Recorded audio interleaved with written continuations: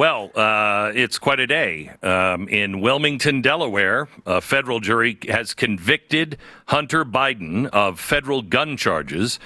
Historic first for the offspring of a sitting president.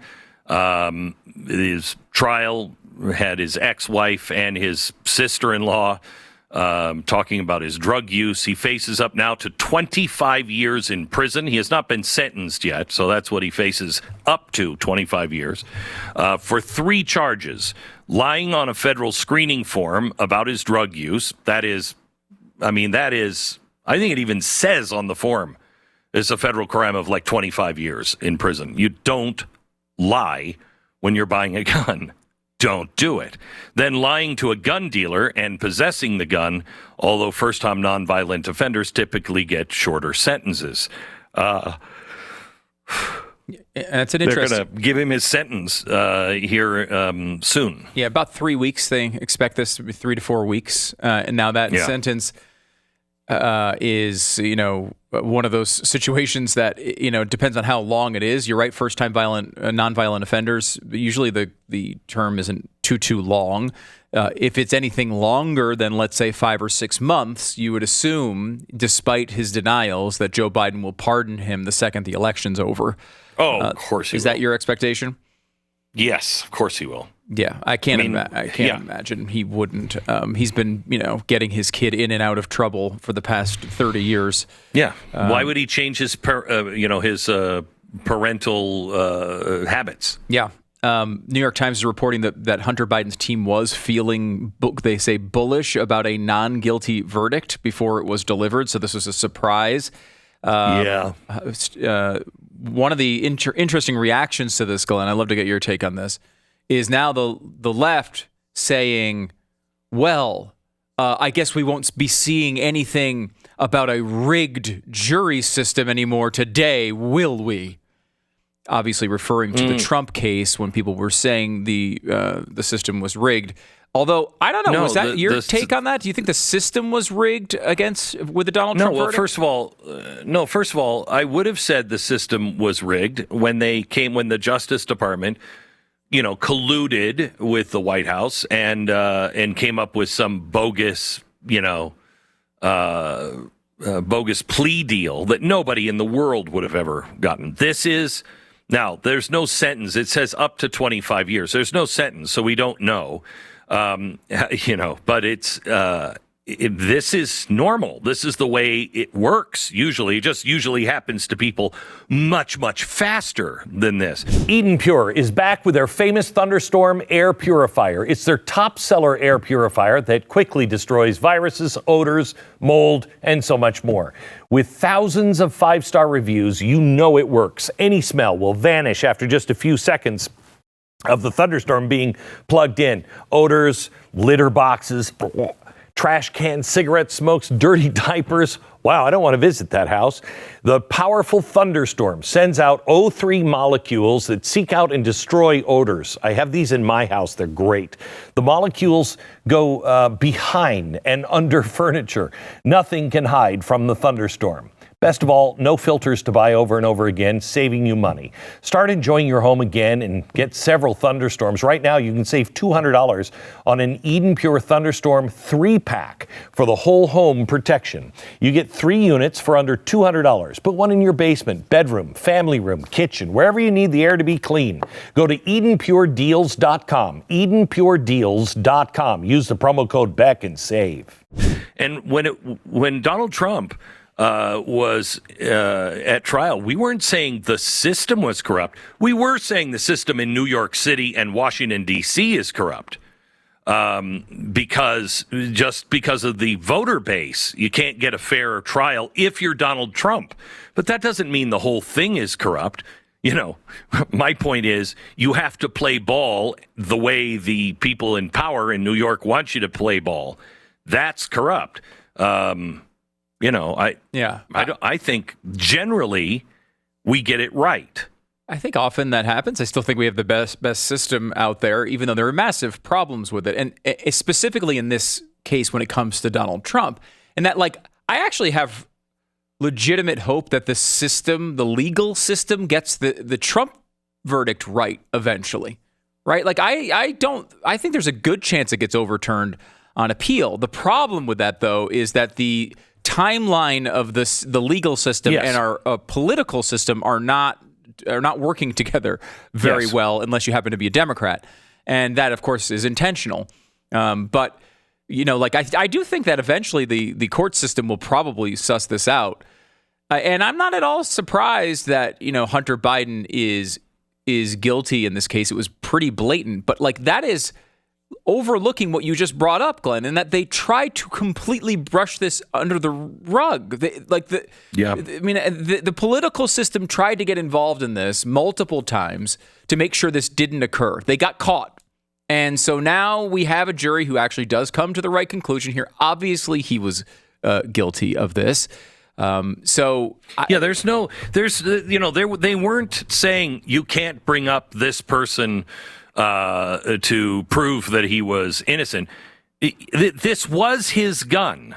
That is his signature on the paper where he lied. Okay, that's a huge penalty. Then, when his sister-in-law lover was found that his gun was in the glove box, she went and took it in a bag that had cocaine powder in it, threw it into a garbage can behind a supermarket. She should have been charged, quite honestly, as well, I think. But she took the gun and she threw it into a garbage can because she was afraid their kids might find it. Well, so you're going to let somebody else's kids find the gun? What do there's not great. No question that this is exactly what happened. And you didn't have to make up laws to say or skirt around whole sections of the law to get this. You're just enforcing the law. What's ironic about this is Dad's such the big anti-gun, throw the book at them forever if they've ever had a cap gun in their life. And he's going to end up, I truly believe he's going to end up pardoning him. I think he will as well. Of course, these penalties are for thee, not for me. And so all of these hardcore, I'm Mr. Tough anti-gun guy, this is the exact type of stuff that Joe Biden was pushing for, larger penalties for these type of actions. Now, I think there is the best defense for Hunter Biden, which they didn't really get into in this particular trial, and it will probably come up on appeal, is a Second Amendment defense. I don't know that it's a winning defense, but I think there is a good argument that the question itself is not properly represented in our histories and traditions. Whether you're an alcoholic or a drug addict and you can't have a gun if you are. Right. Like, if you go back and look at the early machinations of that, there's very much in our histories and traditions. Like, for example, you go into a bar, they take your gun as you go into a bar, they give it back to you when you leave, right? Like that type of stuff was, common going back to when guns first were being carried. Early, yeah. But typically, it's not one of those things where they would do the same thing if you were an alcoholic. You'd never get a gun even when you were sober, right? And so I think you could make a really strong case for that. Yeah. And saying that, I'm a recovering alcoholic. Should I own a gun? Right. It's the practicing. Are you using drugs? Are you using alcohol?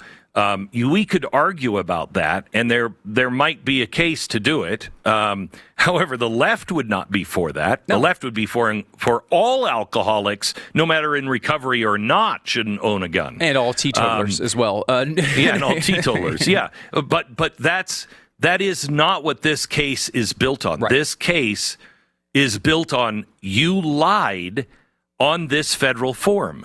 You cannot lie. Everybody knows that. Everybody knows that. Mm-hmm. And it's true. And it's one of those things that I find this case to be the least interesting part of the Hunter Biden saga. In that, it might not even be a constitutional question. Like, I don't think he didn't shoot anybody. Like, there's a lot. I mean, the law should apply to him like they apply to everyone else. But much more interesting to me is the tax stuff, the financial stuff, and the stuff that ties into international business dealings that seemingly involve many of his family members, including maybe his dad. I mean, certainly his dad, in my view, but legally we don't have that proved yet.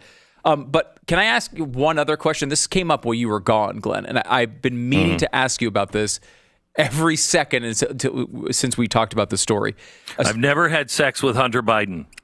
Oh, okay. Oh, okay. You cleared it up. No, this is a story that came out, and Pat and I talked about it last week, and we both said on the air, the only person that we know that can possibly answer this question is Glenn Beck. The story is from the New York Times, and it's painted as this like sob story about how we're so mean to Hunter Biden, right? Like that's the tone of the story. The headline is Hunter Biden's paintings, not quite the refuge he sought.